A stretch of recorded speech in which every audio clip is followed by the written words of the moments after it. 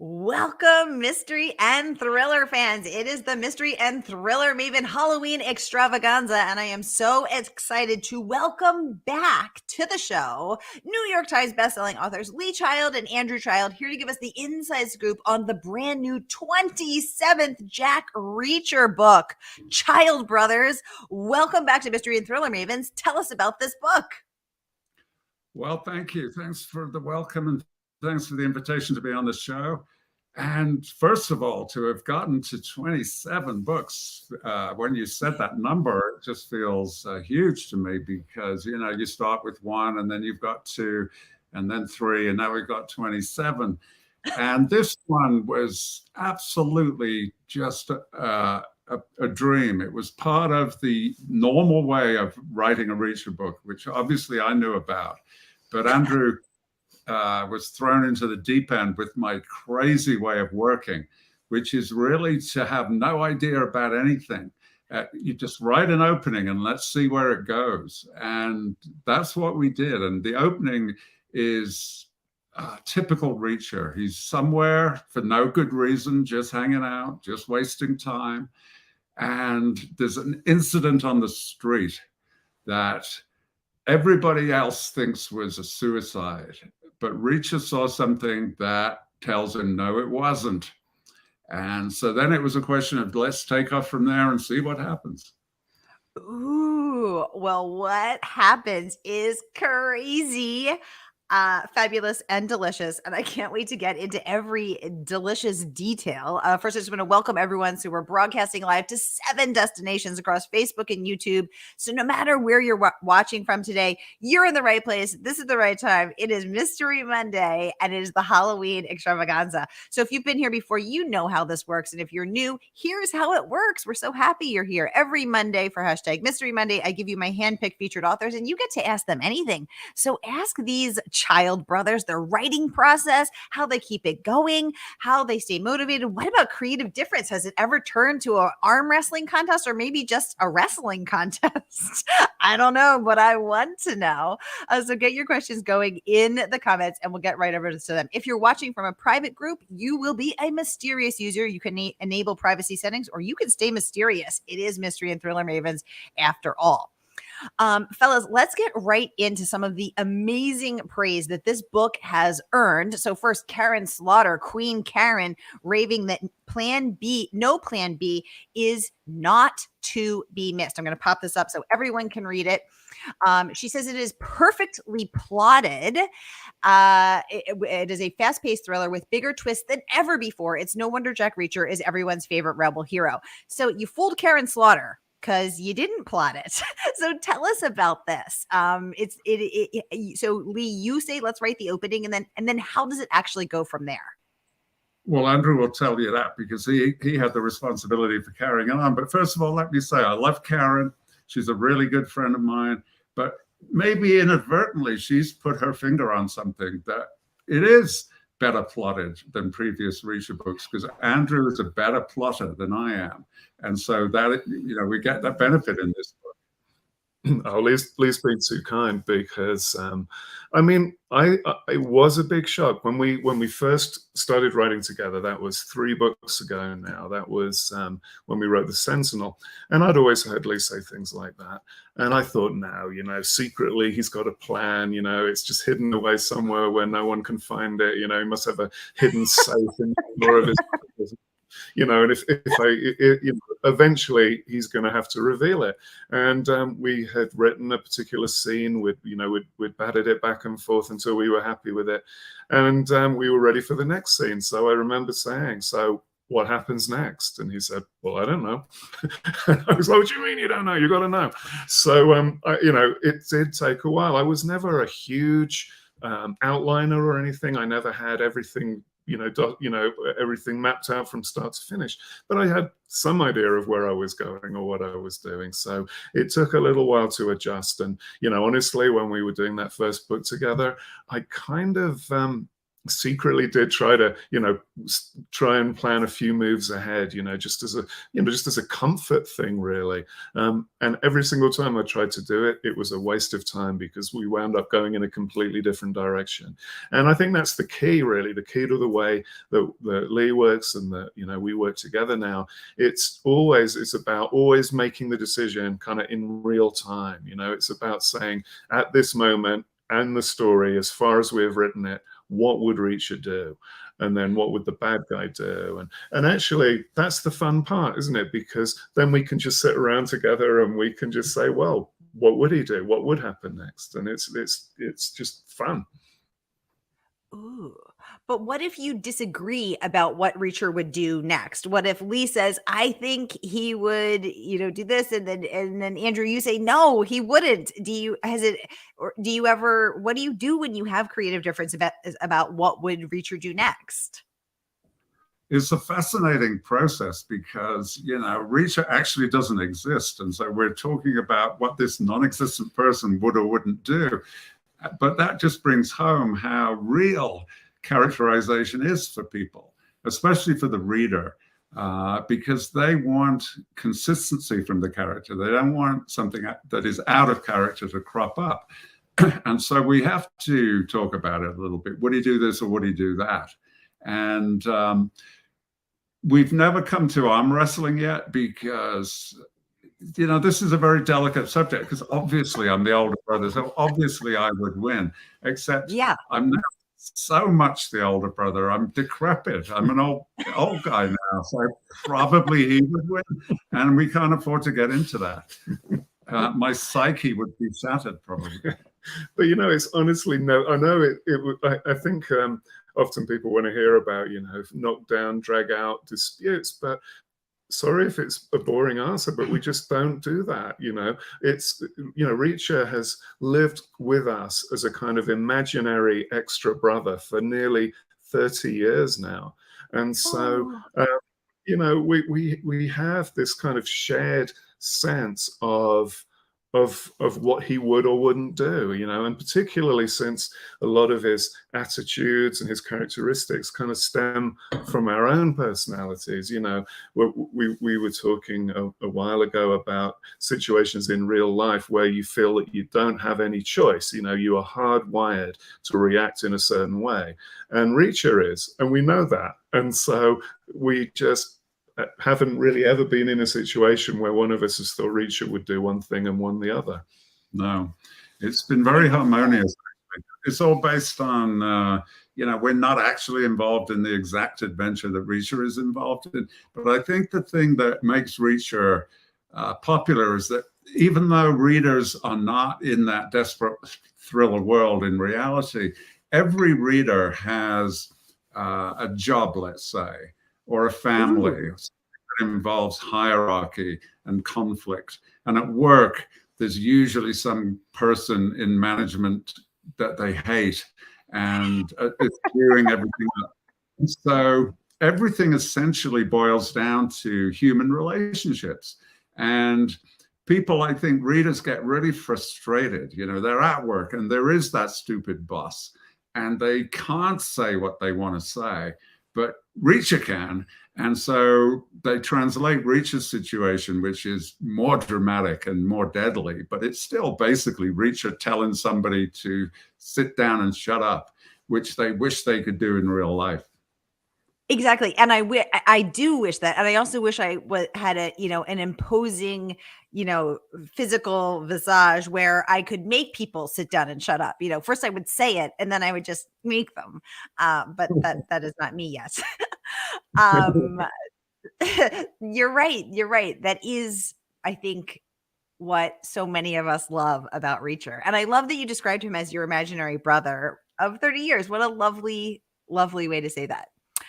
We have a question here from a very mysterious friend joining us saying, what are the benefits and challenges of writing for a character who's already had 27 books and many terrific short stories written about his adventures? Great question.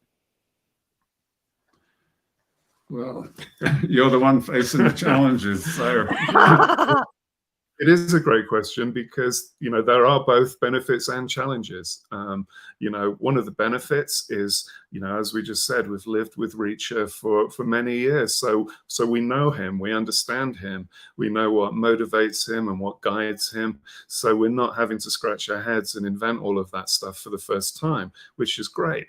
In terms of the challenges, our father was from Ireland, so he could get away with saying things like this. And he often would say that the key to something was making it the same, only different.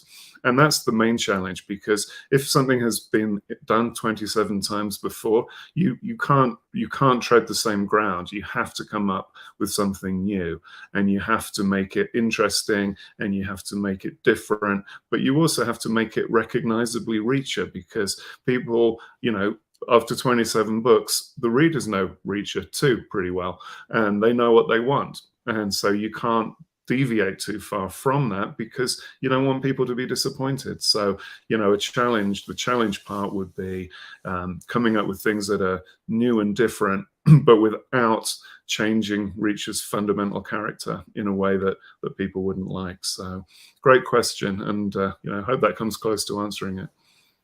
I love that. And our mystery user is sharing that she is Lynn B. Johnson. Lynn, thank you for the great question and for sharing who you are.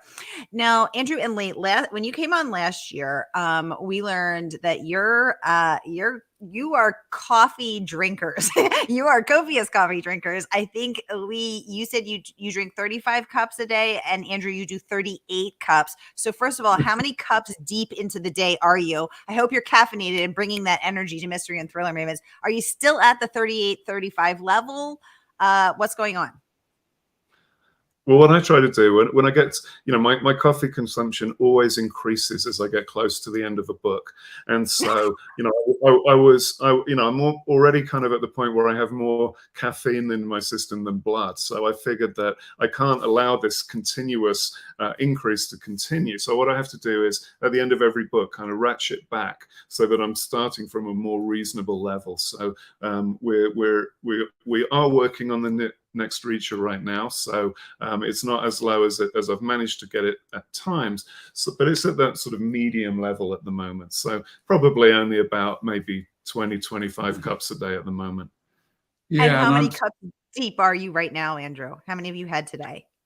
Well, today has been a challenging day because we have had a few different Zooms already, so probably pretty low, probably only about 8 cups, 9 maybe today. You're barely awake. What about you? I'm doing well. I got up and I put on I have an old-fashioned drip machine that I fill to 12-cup capacity, and that's my breakfast. I also had a pan au chocolat this morning, but basically 12 cups of coffee. And then I drove over here to Andrew's house, and we had another cup of coffee. So I'm doing pretty well, although I'll be reaching my afternoon lull pretty soon. So I'm going to need some more imminently.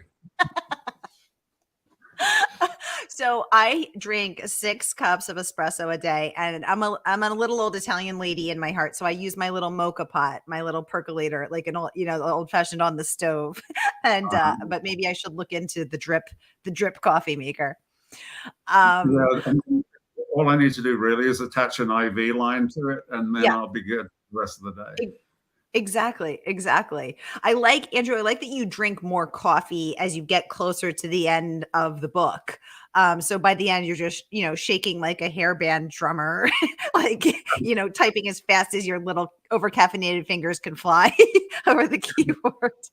Yeah. But I've drank so much coffee for so many years that it never really makes me, twitchy like that. It's more a question of, can I drink enough to stave the headaches off? It's not, what happens if I drink too much? So, it can be a problem. Sometimes I can't sleep at night until I've had an extra couple of shots of espresso. That the espresso puts you to sleep? Wow. I have to get to a level, yeah. Well, that's the thing. You drink it until it's time to go to sleep, and then you stop and you immediately fall asleep. Okay. That is next level. That's master level there. Oh, cool question. Another mystery user wants to know, how do you keep coming up with new scenarios for Reacher? And I think that really speaks to the heart of creativity. How do you keep yourself replenished? How do you keep yourself spurring new ideas? How do you continue to persist in this creative endeavor? It's a tough thing to do, because what we do not want to do, we don't want to make everything bigger and bigger and bigger every year. You know, that's a danger with thriller writing. You've got to have conflict, obviously. You've got to have a bad guy with a nefarious intent. But you've got to keep it human scaled if you're going to do a book year after year. Because let's say you did a book where it was a really exciting story about a race to stop a terrorist exploding a nuclear bomb in the middle of Manhattan. What are you going to do next year? Is it 2 nuclear bombs in LA? And what are you going to do the year after? Is it 4 nuclear bombs in Chicago? So what do? So we try and keep it on a human level. And we instinctively find our way just based on what would annoy us as individual people, what kind of thing really annoys us.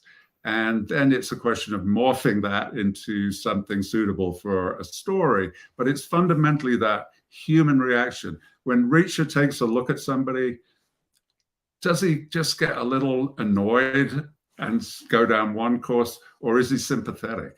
And so that's how we try and judge it. Yeah, and you can really see that in the beginning of No Plan B, because the book opens with a scene that hinges upon, one of the things is the reliability of eyewitnesses, which is something that Lee has been thinking a lot about recently. And the other part of it is initially, the police don't listen to Reacher because there are other witnesses who are smarter and more respectable looking, so the idea that, people judge you based on your appearance, that was something else that was at the forefront of our minds for some reason when we were starting this book. So we take the feeling, how do you feel when you're dismissed because someone doesn't think that your shirt is neat enough or something, how does that make you feel? What do you do as a result? Those are the building blocks that we use. Oh, that's so interesting, because my husband is a lawyer, and he's talked about the unreliability of eyewitness testimony and how fragile and fallible human memory is, and how humans can actually think they remember something that they were never there for. There was a big study, I think it was at Yale, where it actually proved that 38 people could remember something that they were provably not even at. And it is fascinating, the fallibility of that. So I love that that's what you guys were thinking about when you decided to create this. Because at first I was thinking, do you mean, how do you feel when you see someone hit by a bus? Because that's the opening of this book. And I was thinking, how would I feel if I saw someone hit by upset, I think. But the deeper level is much more interesting. And I love how you're talking about, not only eyewitness testimony, but people's appearances and how that's believed or not by the police. Fascinating stuff. And question is from Michelle HH. Thank you, Michelle. And she says she's very pleased to meet you both. I want to and we have another one saying, I love that you think about what would annoy you. Such a logical starting point. We have another fan saying, I'm a big fan of the Reacher short stories, especially Second Son. Are those typically written as character studies before starting a novel, or a break during the novel writing, or something else? This is from Lynn B. Johnson. Thanks, Lynn.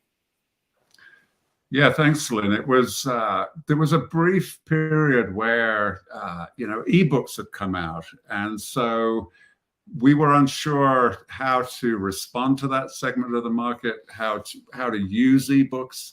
Obviously, for instance, No Plan B is available as an ebook, just like it's available as a hardcover and an audiobook and a large print and all of those things. But how do you actually use ebooks as a method of getting in touch with the reader?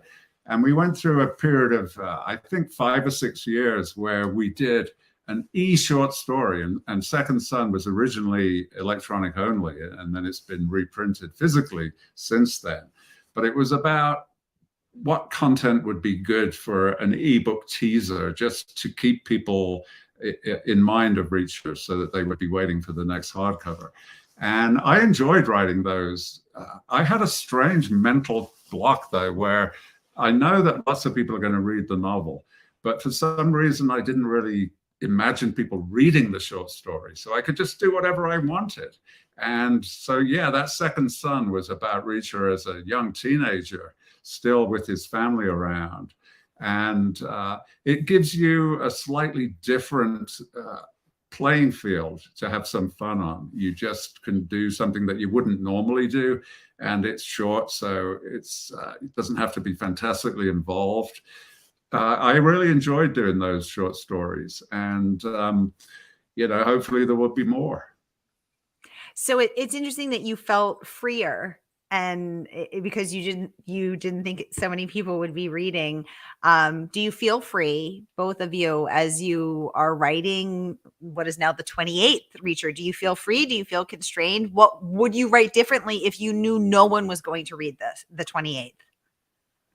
Well, I kind of do imagine that people, I don't imagine people reading it when I'm writing it, because part of, as you know, part of the problem when you're writing is you have to switch off all of those little voices in your head that are, that are doubting and that are putting worry into your mind. You have to switch all of them off and just get on with getting the words down on the page. And one of the ways that I do that is that I try to forget about, I try to keep a big goal in mind, which is that I want to produce a book that people will love to read, but I try not to think of them in the moment reading the actual words that I'm typing, because I find that, makes me nervous. So, I'm shooting at this goal that's way in the distance, which is providing a book that people are going to love, but without thinking about them reading the individual words and in that moment, because, you don't want to be constraining yourself with that kind of worry, I think. Right, and you really can't, because every reader is different, and happily we have a lot of readers, and so they're all different. And one of the scary things about doing it is at the very beginning, when you've done your first book and only a handful of people have read it, theoretically you could know all those people. You could say hi, and then you get a couple of readers, and you get a couple of hundred readers, then you get a couple of thousand readers. And really at that point, that's too many people to visualize. If you had 2,000 readers and you wanted to take each one of them out to dinner every night to say thank you, you would be going to dinner every night for more than 5 years just with 2,000 readers. And so once you get, and practically every author has 2,000 readers, most of them many more than that. So for any author, it's really hard to visualize exactly who is your reader, because there's such diversity. Yeah, that's a really good point. I like that you're thinking about that in that way. Catherine Hollum, welcome to the conversation. She's saying it's scary how liquid memory is. I like your use of the word liquid, Catherine. Catherine has 2 questions. She wants to know, had you written anything together before beginning to work together on Reacher? So Andrew, you have written your books under the pen name Andrew Grant, and Lee, you had written your books under Lee Child. Now you co-write. Tell us, had you co-written before? Well, between the two of us, no, never. And I had only ever co-written with a couple of other people for what you would call gimmicky short stories. The idea. I've been in a couple of anthologies where the whole idea was that two authors would come together with their 2 characters for a short adventure featuring both characters. And, those were good stories, but they weren't the sort of center of my life. This wasn't my job necessarily. So they were just amusements outside of the mainstream. And I'm not great at working with other people, and especially with my methods, and not great at working with other people. So we approached this with a certain amount of trepidation. Would we, in fact, be able to get on and do it rather than having fights every day? But right. So far, it's been wonderful. Now, Lee, when you visited us last year, you shared that that Andrew actually annoyed you for the first 15 years of your life because he was the annoying, pesky little brother. You wanted him to go away, and then at some point, Andrew miraculously became not annoying, and now he's your best friend. Does he ever annoy you during the creative process Uh, or outside of the creative process? yeah, no, that's a tough question to ask when he's sitting right next to me. But we But know you could wrestle him into submission and give him a noogie. So.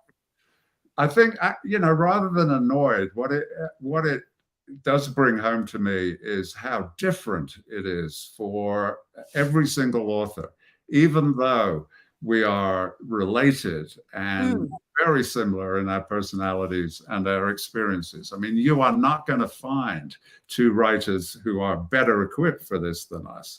But even so, the dramatic differences in how it comes out, how you actually manage the day, how you view things like urgency. One thing might be very urgent, the other thing you can do later. What is your comfort level with deadlines? All of this kind of, every author is different. And so rather than being annoyed, I've rather stood back and thought, wow, yeah, even though we are actually very similar, we are still quite different. Andrew, what about from your perspective? Does Lee annoy you? I have a feeling that Lee is perhaps the more comfortable one with deadlines bearing down on him. I don't know why I think that. Well, I think it's just a question of, the way it's worked out is that I've adapted my methods to suit Lee's. And yeah, it's really just a question of being amazed at what a different approach it was to the way that I've been doing things for years. So I feel like I'm still more in that adapting phase, rather than in having got to a point where I've got it down pat and I'm then in a position to be more judgmental about it. I'm still, I'm still a work in progress in that respect. Ooh, I love that. Okay, let's get to Catherine's second question. She'd like to know, is there another story in mind for Reacher as you're writing, or do you learn as you go? Okay, so you're in book 28. How's it going? It's going great. Thank you. Great question, Catherine. Yeah, no, it's going great. But no, I mean, I don't have the brain power to be thinking about more than one thing at once. So, when we are working on a Reacher story, that is it. That is the whole world. It is, all that I have time to think about is that one story, and no idea about what I'm going to do next. No idea if I'm going to remember to eat dinner. Nothing like that. It's just working on the story. Yeah, I mean, again, writers are so different. I know writers that have got shoe boxes full of index cards with possible storylines on them, stretching years ahead. Some people plan in meticulous detail. Some people make a 5-year arc where they see where their next 5 books are going. I don't even know where the next 5 words are going. And so, can you finish the book that you're on? Is it going to turn out all right? And if you do, it feels like a unique triumph. And then you think, oh, I've got to do this all again. And you've got zero idea. That's been really my only regret about a long career. It did not get easier. I thought it might. Yeah, there's a cliche I heard once that says that you never learn how to write a book. You only ever learn how to write the book that you've just finished. And that's not helpful since they're all different. Oh, I love that. That is a great quote.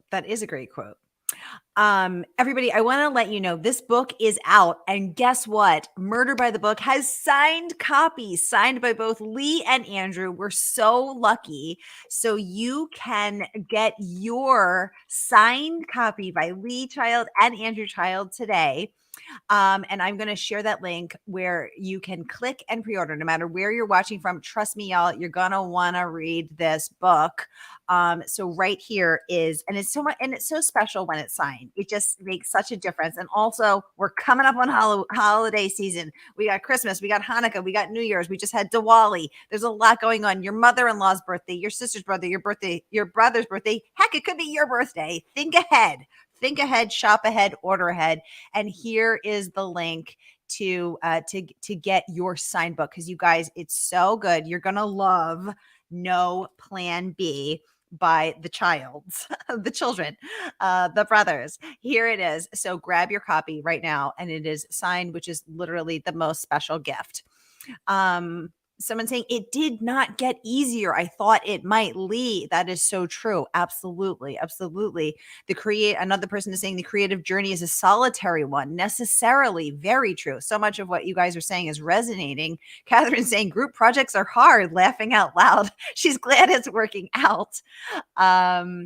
Katie is saying she's really enjoying this awesome chat. Hey, Katie, great to have you. Thanks for tuning in.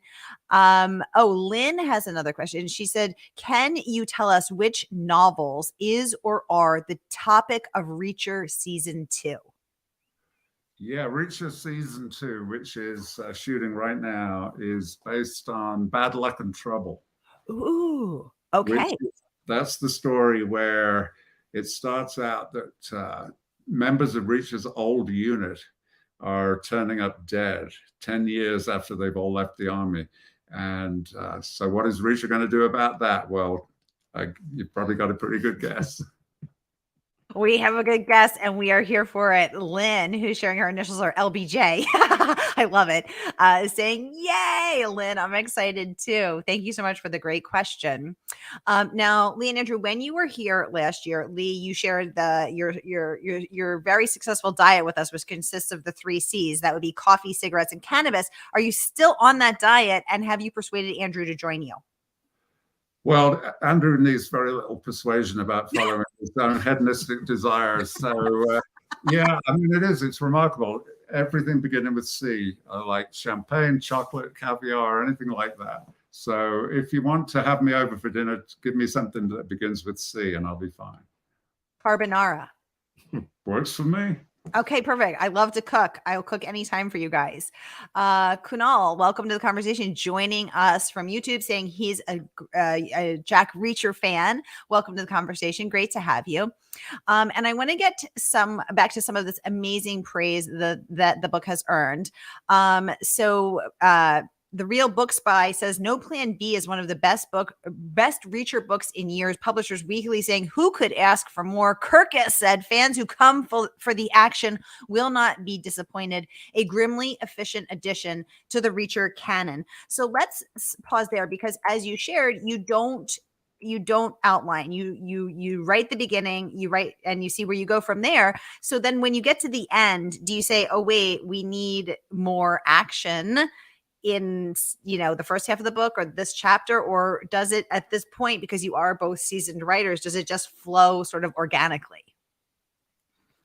Yeah, I think it's about instinct, honestly. I think that we just we've read lots of books over the years. We know what we like, and we have a sense of what needs to go where in the book. But one thing that we never do is, if we have got to the end and we realize we're trying to pull all the threads together and it's difficult for some reason, we never cheat. We never go back and alter something earlier in the book so that our life is easier later. We never do it. It would just feel like cheating. So we write as we go, and that gives us a certain amount of material to work with, and we work with it. We make it. We make everything work using what we've provided. It would be kind of dishonest, I think, to go back and tweak it just to make it easier. Yeah, if there's something that we've set up earlier that makes it really hard for Reacher at the end, that's not our problem. That's Reacher's problem. He's got to fix that himself, and he does. It works out on the page. But it's a really interesting concept, this thing about no outline, because I literally have none, no notes, no plan, no specific ideas, none at all. But having been a reader all my life, I've read hundreds of thousands of books and tens of thousands in this genre. So you do have a kind of DNA level sense of what does the reader need, because you've been a reader all your life. You are a reader. And so you just got to get in touch. What would the reader like here? What would the reader respond to? What does the reader need?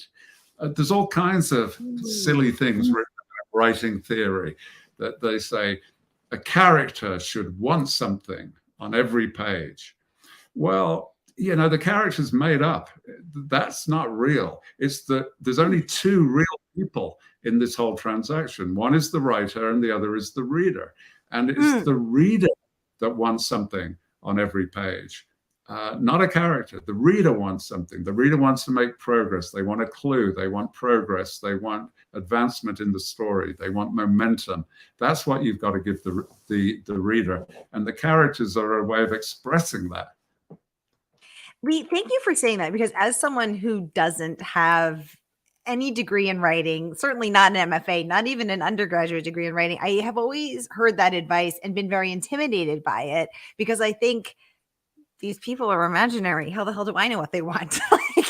Or they don't want anything. I tell them what they want, and so I have always felt sort of left out and less than, because I didn't know, because I didn't get it. And that is actually really freeing. So thank you for being so real and honest and open and calling that out for what it is, which is kind of BS. So thank you. Thank you. I love that. So, okay, we have just a few minutes left. Everybody, I just want to remind you, the book is out and you can get signed copies. So get your signed copy, a treat. It's Halloween after all, for yourself. Now, I promised you a day of treats, no tricks, prizes, and surprises. So let's get to our next prize. I will buy a lucky winner a signed copy of this fabulous book. To enter, tell us what your favorite Halloween costume has ever been. And Andrew and Lee, what's your best Halloween costume been? Just my normal appearance. That seems to worry people like me. Andrew, have you ever dressed up? What's your favorite costume? I'm sorry to be so boring, but I've never dressed up for Halloween. So, I don't have any stories to tell on that one. Oh my gosh, I can't believe you've never dressed up. We need to get you some more coffee. We grew up in Britain back at a time when Halloween was not a big deal there. In fact, most of the time it was ignored, more or less. And so, we did not start out as kids dressing up, so we didn't get into that tradition. No. If I'm home on Halloween, sure, I'll give out the candy and all that kind of stuff, but it's not naturally to me a big deal. Okay, what's your favorite candy? I think Snickers is my favorite. I mean, there's a meal right there that is great road food. If you're touring and you don't have time, a Snickers and a cup of black coffee will see you through. Your 35th cup of the day. Andrew, what about you? I like just Cadbury's milk chocolate, the plain Cadbury's chocolate. I love it. And I have to kind of steer clear of it, because once I open a bar, I'll just eat all of it. But actually, there's a kind of chocolate you can get in Laramie, Wyoming, near where we live, that actually comes with coffee beans in it. So it's a kind of limited thing. Yeah, it's fantastic. So if I can get my hands on that, then there you go. Like you say, two food groups in one: chocolate and caffeine. So but if I can't get the chocolate with the coffee beans in, then I go with the plain Cadbury's. But if you can get the one with the built-in coffee, so much the better. It's like making coffee with caffeinated water. I went through a phase of doing that, and that was a free hit. Oh my gosh, I didn't even think of that. So I just hosted Ellie Griffiths live from the UK, and she shared that her favorite candy is the Cadbury, Cadbury as well. And I was saying that when I lived in London, I noticed the Cadbury over there tastes different and better than the Cadbury over here. It's supposed to be the same because it's Cadbury. It's not. I've done a taste test, and it's better in the UK. Oh my gosh. UK Cadbury's is from Birmingham, just like us. So yeah. Oh, I didn't know that. Okay, perfect. Okay, great. So you guys, thank you so much for joining us for this Halloween extravaganza. Thank you for giving us the inside scoop on Reacher number 27. It's great to know that you're at work on Reacher 28. And we can't wait to read 27. It's out now, you guys. Don't forget to enter to win your signed copy by these fabulous authors. And happy Halloween. I'll be back at 3 p.m. with Lisa Unger. Stay tuned. tuned. Thank you guys again for coming on. So fabulous to have you back. Thank you, Sarah. Thanks, Sarah. It's been an absolute pleasure. Thank you. You guys are the best. Thank